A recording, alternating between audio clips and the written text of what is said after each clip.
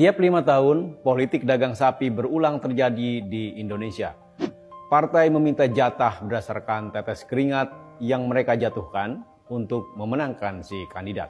KPU menyatakan pasangan Prabowo Subianto dan Gibran Rakabuming Raka menang dalam pemilihan presiden 2024 dengan suara mayoritas 58,6%. Presiden Joko Widodo yang diakui Prabowo berjasa meroket perolehan suaranya menitipkan 5 calon menteri.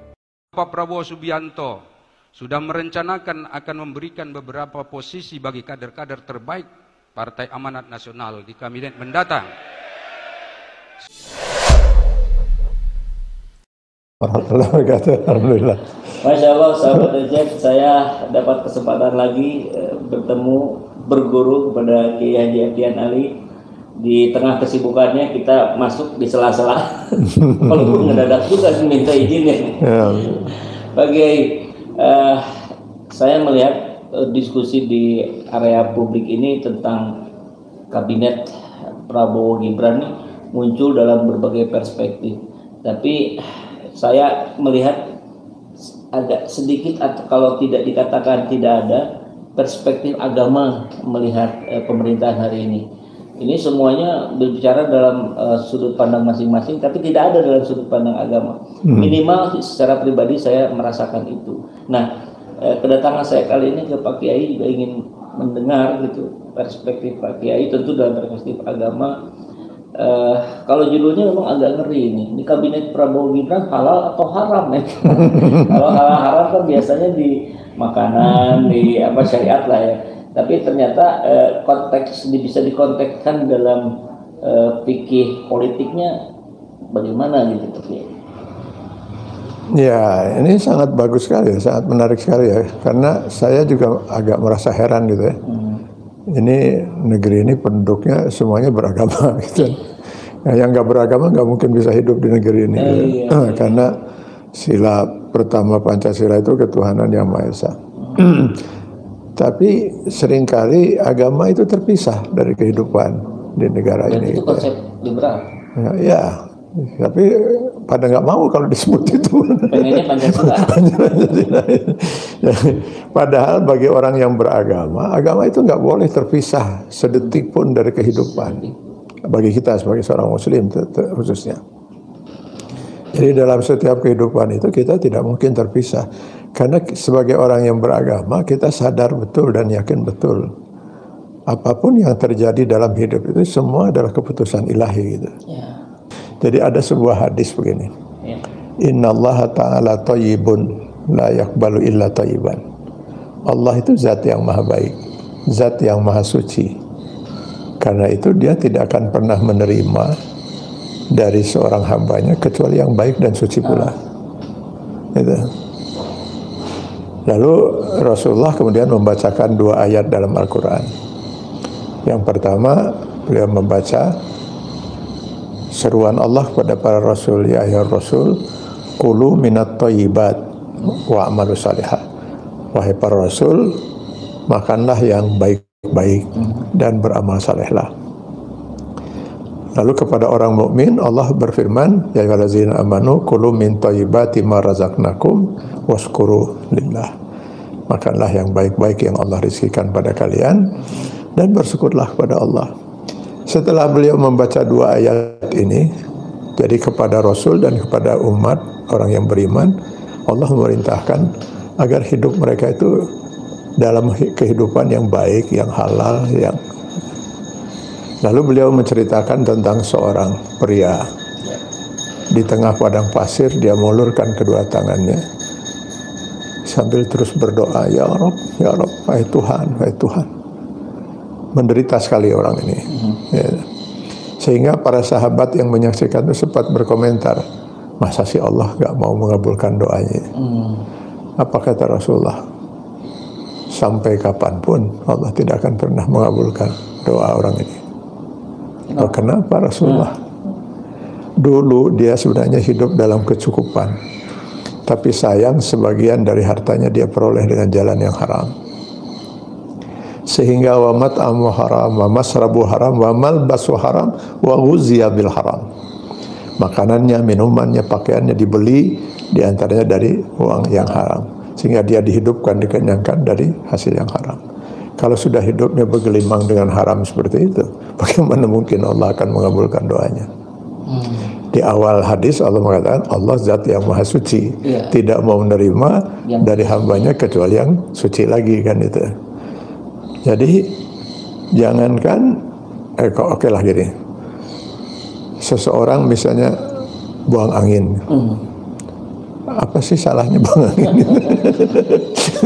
Kan bukan perbuatan dosa, bukan perbuatan haram, itu semua kita pernah melakukan. Yang dosa itu kalau ada orang buang angin terus tidak ngaku, kan itu. Dosanya nggak ngaku, berdosa karena nggak ngaku. Tetapi gara-gara buang angin yang halal itu, jangan berharap dia bisa menjumpai Allah dalam sholat. Karena Allah Maha Suci. Karena Allah Maha Suci. Jadi dia harus bersuci dulu, berwudu, kan itu. Jadi kalau begitu kehidupan kita hanya mungkin akan diberkahi dan diridai oleh Allah jika kita dalam keadaan yang suci di mata Allah. Suci itu dalam pengertian kita berjalan di rel yang ditetapkan oleh Allah dan Rasulnya. Jadi ketika nanti kita hubungkan dengan tema kita ini ya, kehidupan sebuah negeri itu apakah diberkahi atau tidak diberkahi oleh Allah, halal atau haram menurut Allah, gitu ya. Nah ini bagaimana cara kita melihatnya ini adalah bahwa di dalam Al-Quran Allah menyatakan walau anna ahlal qura amanu wattaqau, jika penduduk sebuah negeri itu beriman dan bertakwa, maka la fatahna alaihim barakati minas samai wal ard, niscaya kami akan bukakan, kata Allah, berkah ridho kami dari langit dan bumi. Dan mereka yang memimpin negara ini harus orang-orang yang beriman dan bertakwa. Lalu bagaimana bisa dikatakan bertakwa kalau memperoleh jabatannya tidak dengan cara yang diridhai oleh Allah, bahkan cara yang diharamkan oleh Allah Subhanahu wa taala? Kan kalau barangkali begini Pak Kiai, ini selintingan saya aja sebagai orang awam, kalau memilih pemimpin berdasarkan keimanan dan ketakwaan, mungkin relatif lebih mudah ini, karena kita semua tahu gitu orang-orang, karakter orang-orang, tokoh-tokoh kita.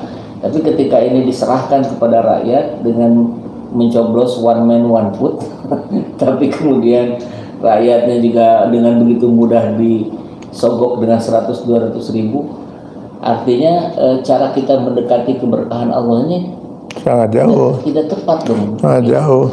Jadi ketika sekarang gini, satu jabatan yang diperoleh dengan sebuah kecurangan, nggak mungkin diberkahi oleh Allah. Yang ada laknat Allah.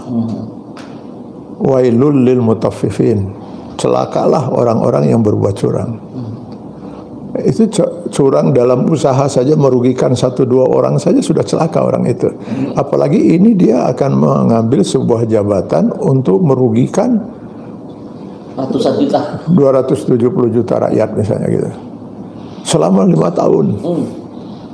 Selama 5 tahun bisa bayangkan itu. Bagaimana mungkin kita bisa berharap sebuah negeri akan diberkahi dan diridai Allah ketika yang memimpin itu bukan orang yang berhak memimpin.